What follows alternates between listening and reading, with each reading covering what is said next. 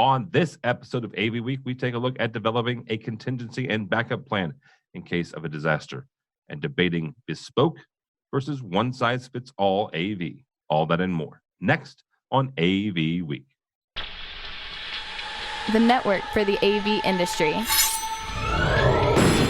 What are you listening to? This is AV. This is AVNation. This is AVNation. This is AV Week, episode 420, recorded Friday, September 6th, 2019. Rapid AV. Support for AVNation is brought to you by Peerless AV, driving technology through innovation. And by Buy-In. And by FSR. This is AV Week, your weekly wrap-up of audio-visual news and information. My name is Tim Albright. I am your host. With us to discuss the news and information we have gathered this week. First and foremost, my buddy and pal and AV guru extraordinaire, Mr. Brock McGinnis. How are you, sir? I am well, and thank you for having me on again, Tim. It's been far too long. Absolutely, absolutely. And we will point out, if you're not watching the video, Brock McGinnis's fancy schmancy AV in the AM shirt or jacket. You can actually buy those now, so you get a hold of Chris Netto on Twitter.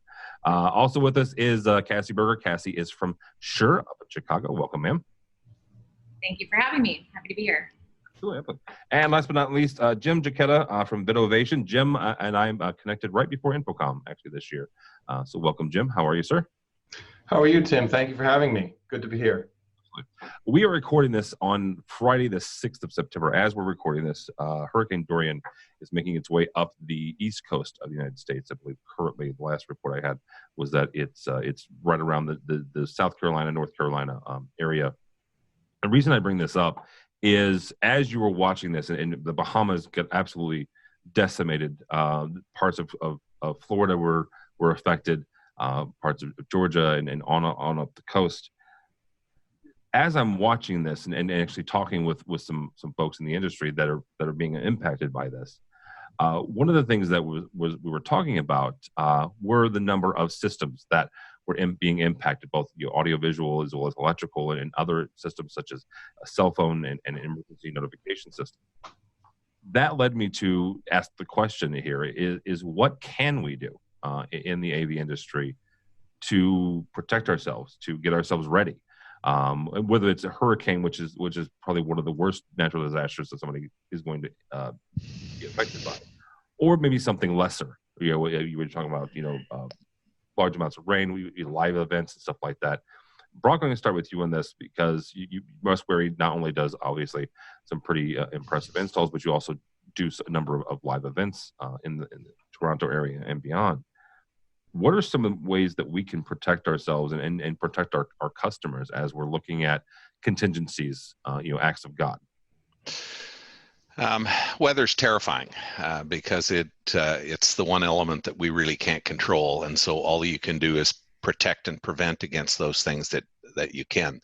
Our live events teams, when they're rigging outdoor stages for festivals, we have mobile trucks, mobile stages. They are incredibly safety conscious, and more so all the time because of the number of tragic accidents that have occurred within the industry. And so it's a case of if you think you need a couple of 100 pounds of water on the end of every rope that's holding a tent or something, make it 500 pounds because it's really all that you can do. There are some very important AV people that will have been involved in the Dorian storm and others, people manning emergency operations centers, and the technology that has been involved at NASA, at other agencies. I am in awe of those people and the efforts that they put in. When water's coming in your second floor windows, nobody cares about the TV, and nobody cares about AV. But our emergency operations brethren and the folks in the industry that specialize in ensuring those systems are up and running, that have multiple layers and levels of connectivity to video, to internet, to satellite communication. My hat's off to them. They've had a heck of a week. It's continuing. So, Jim, same kind of question to you. And AVNation not only does with commercial AV, but also with broadcast.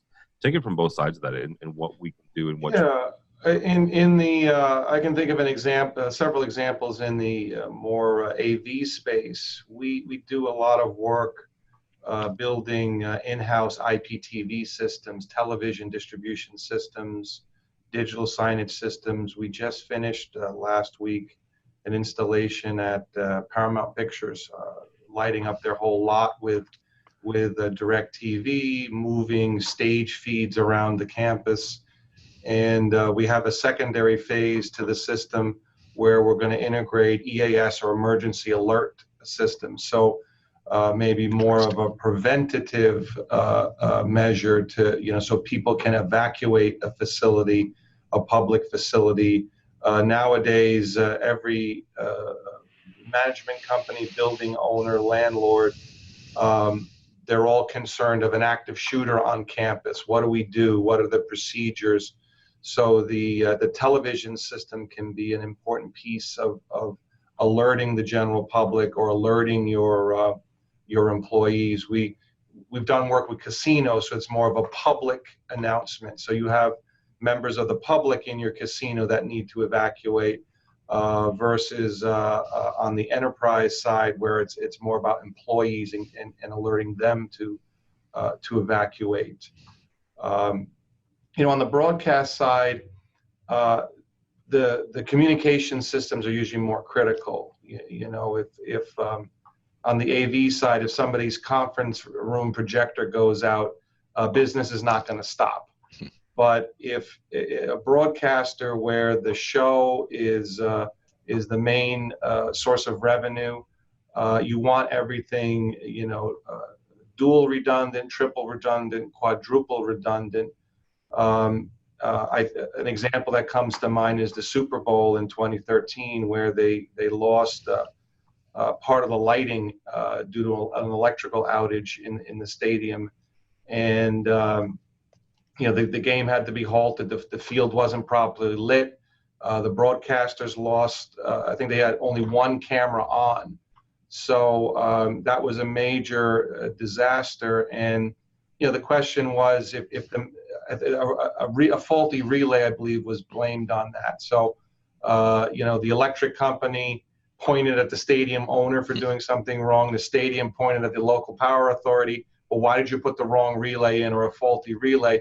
But someone should have had backup generators. There should have been event power. This, Brock. I'm sure you have Caterpillar or somebody with multiple trucks and trucks. Yeah, exactly. Generators need to be there, and you would think that would be out of the purview of the broadcaster. But if you don't have any electricity, you're going to be knocked off the air. So I always ask my customers, how important is this television transmission? Or at AVNation, we move video from point A to point B. So are you the primary rights holder? If this video goes down for 3 minutes, what is that going to cost you? Well, we're charging $4 million per minute for advertising. So I guess if we go down for 4 minutes, that's $8 million. So then maybe dual, triple, quadruple redundancy on all aspects: power, connectivity, communications, even personnel, makes sense. Absolutely. Cassie, from your standpoint and what you've seen, what are ways that we can encourage customers, if they're not even thinking about, like Jim said, the redundancy, whether that's power or that's transmission or that's wireless, whatever it is, the wisdom of redundant systems? I don't know if it's, yes, that's a huge point.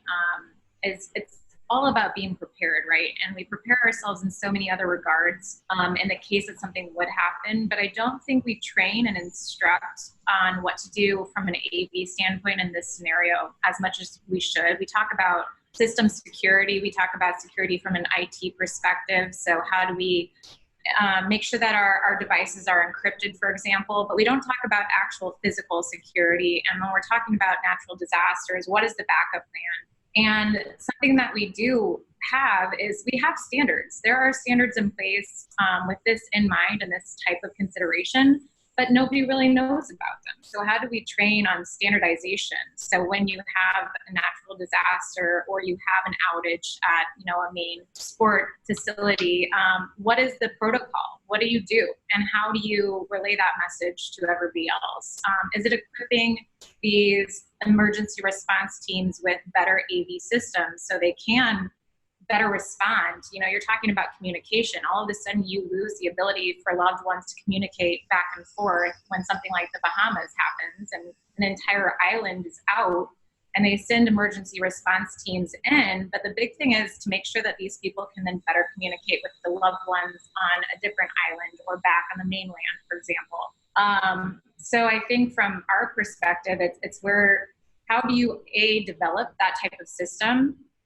From a manufacturing standpoint, how do we make sure that we're fail-proof in that environment?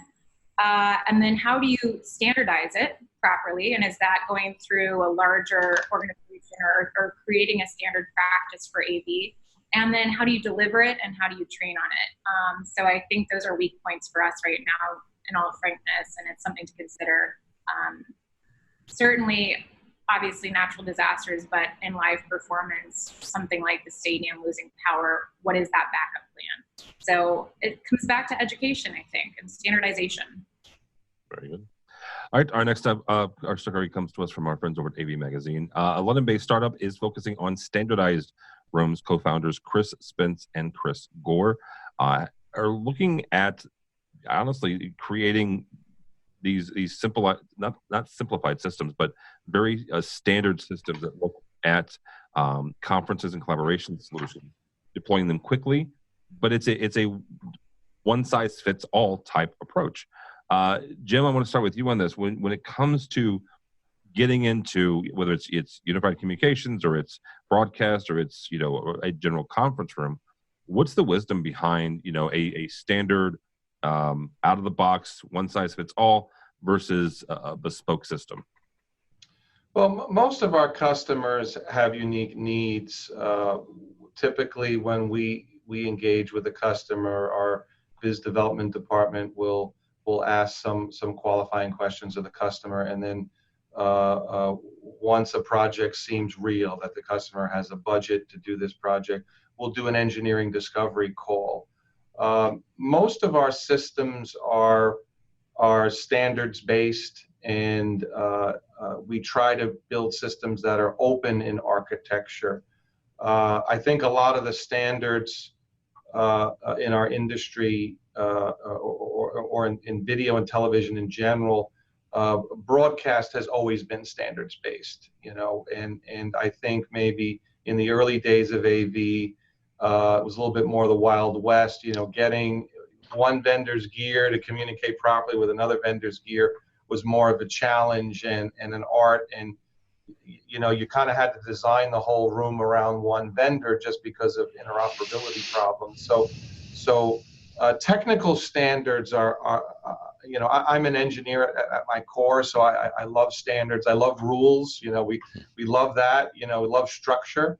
But I think not every customer has a budget for a customized system. So if there's kind of a standard, here's your typical conference room with a display or a projector and a certain type of Crestron or AMX control and a certain type of communication systems, phone systems, etc.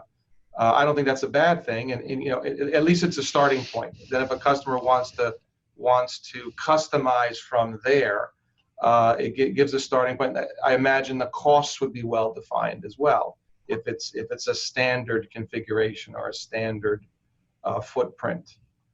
So I don't know if that's the answer you were looking for. Perfect. Yeah. Maybe Brock can elaborate a little bit. Cassie, real quickly, before Cassie worked for sure, she worked for an integrator here in St. Louis as an engineer. Talk for a second, because the two gentlemen here talk about time wasted on bespoke systems, right? talk about that for a second. Is that really, in your opinion, time wasted, or is there some value there in spending some extra time, maybe on a base system that then you can augment with some additional time engineering to make it fit more a client's needs? Yes. So design time, you're cutting down significantly on implementation, right? Because every time you engage your engineer, it's $90 to $120 an hour to have them custom design, build a space. If you as a salesperson need that AV technical knowledge, you can't do it. So if you have a base standard, I think it cuts down on that time. And from a sales perspective, it's great. However, it needs to be scalable. You need to make sure that whatever that design is, it's scalable to the specific needs of that customer. So as a salesperson or an engineer, hopefully you'll just have to come in and make it custom to a point to make it scalable based on size of the space, whatever that might be. And then the biggest point, I think, for us now, as we're seeing more of those standard rooms, is tagging on that service agreement, right? That service is really the big point in this. It should be a base standard room, scalable. You use the same concept with preferred vendors every time around, so you're not guessing what you have to use, what products you have to use, if they speak together, if they work, if it's an open API. You're not taking into consideration all those facts because you know it does. It's the standard. However, what your real value is moving forward as an operator is hopefully tapping on that service agreement and that service clause, and you're following up with them with firmware updates every 3 months or whatever it might be, but that's really the value add. So I think standardizing on design is great. Pick those preferred vendors, hopefully a handful, so you're not guessing if products work together well, if they have open APIs or not. And then it's scalable and tack on the service agreement at the end of the day. Also, as a former programmer, you can also reuse a lot of code if you have to. I mean, and that's what it should be, is being able to create that reuse as much as possible, but also make it scalable so it's more specific to the customer. Brock, same kind of question of you. What is the value of bespoke versus these standard based rooms that are kind of one? So these guys at Spore, I think that's how I don't know if it's SPOR or Spore AV. I think they are brilliant. So they're solving the problem of time. If you go on their website, and I encourage people to do so, there's a room configurator, and it asks you what you want to do with the room, and then it asks you what the size of the room is. Is it 4 to 8 people? Is it 8 to 10 people? And then it asks what size display you'd like, 55-inch, 65-inch, 75-inch. You click the button and it gives you a system. And that system has a price on it. And it doesn't matter where in the UK they're delivering it, that's what the price is. They don't tell you the brand name of anything. They tell you that it does soft conferencing. With whatever soft conference client you plug in here, it works every time. You don't need any third-party control, and they can buy that system. You can buy that system today and have it delivered next week or the week after. That's the problem that this company is solving: rapid deployment, rapid delivery. Because to the consumer, the meeting room user, the brands mean nothing. Sorry about that, Cassie. But the brands don't mean anything, and it doesn't really matter if it's an LG TV or an NEC TV or a Samsung TV. That matters to us, but it doesn't matter to them. And so I hope David Danto listens to this, because he and I have been debating customized systems versus standardized systems, plug and play, for probably a decade now within the industry. And I've always been with Cassie. You got to go with custom, because it's got to fit exactly what the customer's requirements are and the room, and it has to be supported, and every customer is different. And the reality is that Sonos pretty much goes in every house and works well in every house and doesn't need to be customized and delivers a good enough experience. And that's what these folks at Spore are doing. They're delivering a good enough meeting experience. They're doing it quickly, and they're probably doing it cost effectively. Brock, can I ask you a question about that really quick?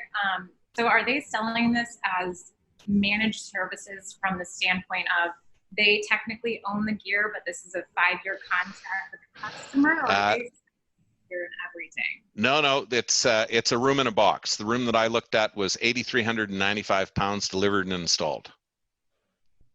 So where's the value add? Do they also, goes back to service agreement, are they selling some type of service clause so they're still engaged with customer, or is it a here you go, I'm done, on to the next? So I use Starbucks K-Cups for my coffee in the morning. I can buy them at my local supermarket, or I can buy them from Amazon.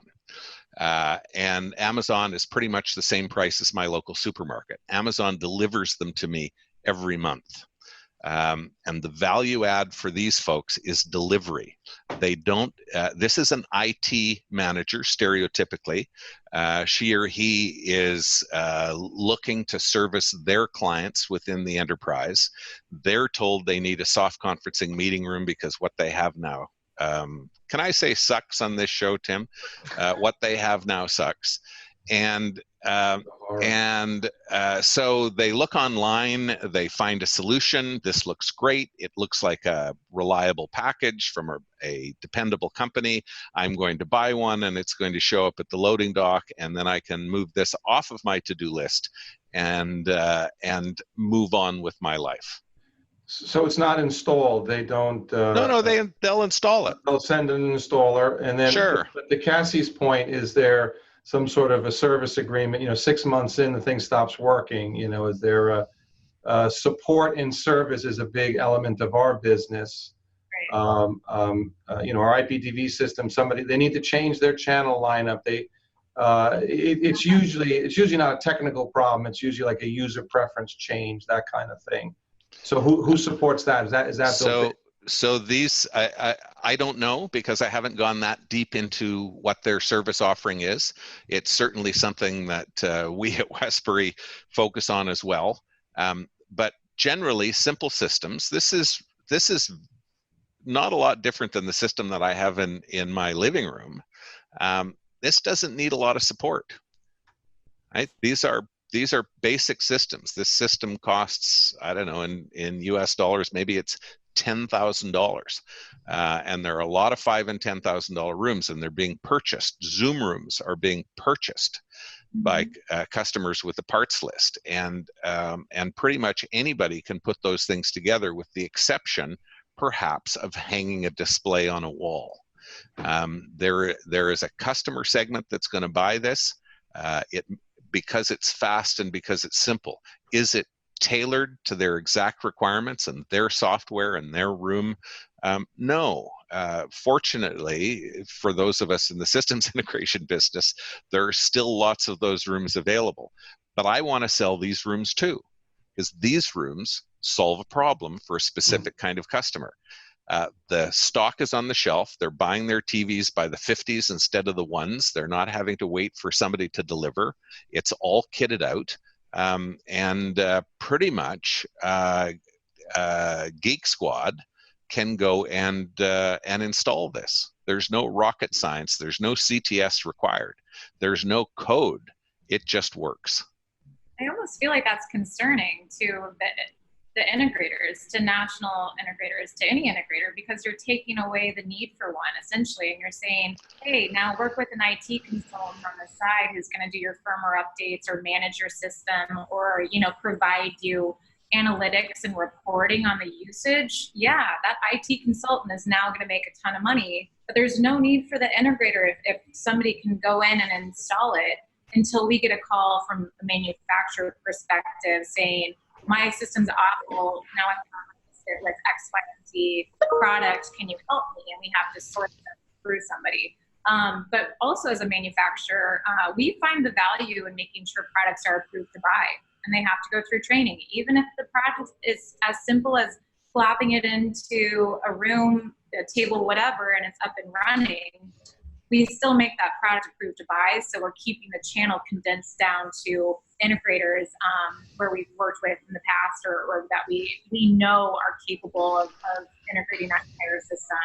It would be more cost beneficial to us to make it an Amazon products and say anybody can go online and buy any of our products. Certainly, but we do see the importance of still utilizing the channel. So I think it's a great structure for certain applications. I'm a little concerned by that. If our industry is truly moving in the direction of adapting to that, it's kind of concerning to me. I think the mics on the desk that they're selling might be MX396s. And by the way, those are available on Amazon. But an MXA is a different, that requires some expertise. Especially now you can't hang it from a ceiling. So, sorry. Too soon. I had to go there. We crossed over into Jim's world, and we actually suspended MXA 910s over the Toronto Raptors basketball court. Yes, a great case to provide better audio into the club suite. So this is on-court audio, every profanity, every grunt, every slap at considerable volume into the money suites, and it's spectacular. So that is truly awesome. Thank you. That's amazing. It is truly awesome. So I'll just close the loop. You said, this must be of concern to integrators. Of course, it scares the living daylights out of us because that's not the way that we've always done business. And so what we need to do is change the way that we do business so that we can meet, if we want to meet this particular customer type's requirements. So it's probably more SMB or more local regional government as opposed to national. More SMB than enterprise, because the enterprise who's rolling out 400 rooms a month, they just want somebody to take care of it. Somebody else take care of it, and they've got the money. They're spending somebody else's money. Get it off their desk. But if I've got 8 rooms, I'm running an accounting firm or a legal firm. I need places to do soft conferencing, and I don't want to have to sit through a sales pitch from an AV integrator whose language I don't understand, and is talking to me about AVB and AEC and Dante and HDMI and AV over IP. It's like, no. I want a conference room. I want to make a presentation. What do I need? Give me something. So most integrators have standardized systems in their bag already. I believe including your former employer is CTI, correct? And so there's they have some specific, and this is to help their customers make fast and easy choices, reuse the same code.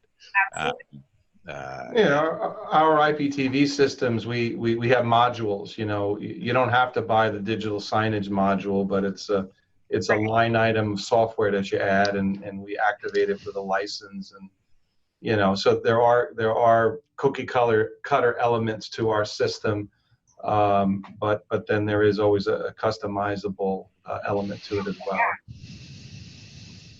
Is that a segue into the next topic, Tim? That actually is not. That's a segue into thanking you guys so much. We've had a very good conversation. We pushed up against our time here. We will put a link to our last article, which was a fascinating conversation from our friends over at SCN about the future of AV, and some really smart people that I want you to take a listen and watch. So go check out that video as well. So thank you all so much. Mr. Brock McGinnis, how do people find you or Westbury? I'm at Brock McGinnis on Twitter, occasionally prolific, and westbury.com, based in a rainy Toronto this afternoon. Sorry to hear that. Cassie Berger from Shure, thank you, ma'am. Thank you. Appreciate it. And you can find me on LinkedIn, Cassie Berger, B-E-R-G-E-R, and then check out our webpage, shure.com. We have some great articles on there, updates to products, everything you need. And Jim Giacchetta, thank you, sir, from AVNation. Yeah, you can find me on social media, Jim Giacchetta. My name's pretty unique, Jachetta. And you can learn more about Vidovation at vidovation.com. That's VIDOVATION.com. Thank you so much. Thank you. For me, for AVNation, don't follow me on the Twitters because this is the Friday after the Thursday night Bears game, which yeah, anyhow. That was if you're a Bears fan. Go by the website, avnation.tv. That's avnation.tv. You'll find this program and a host of others. Good Lord, do we have a whole lot of things coming down the pipeline. This is going to post on Monday. If you would do me a huge favor, check out the website on Tuesday. We have a brand new show coming down the pipeline that I'm really, really passionate about. It's taken about 3 to 4 months of editing and swearing and doing all this other stuff. We're sitting down with some CEOs. We're calling it the executive chair. It's a half an hour-ish with these folks. And we're getting into some nitty-gritty, getting into some, how to get things done, some personal triumphs and failures of theirs. So check that out. It comes out this Tuesday. It's called the Executive Chair. Also, while you're there, we also are heading to CEDIA this week. Matt Scott, Rich Fagoza, and myself are heading out to Denver to cover everything residential in the world of AV. So check all that stuff out and more. Also check out our supporter section. These are the folks who help us financially, help us bring you AVWeek and ResiWeek and CEDIA and all that more. And Sure is one of those. We thank them for their support. So all that and more at avnation.tv. AVNation.tv. Thanks so much for listening. Thank you so much for watching. That's all the time we have for AV Week.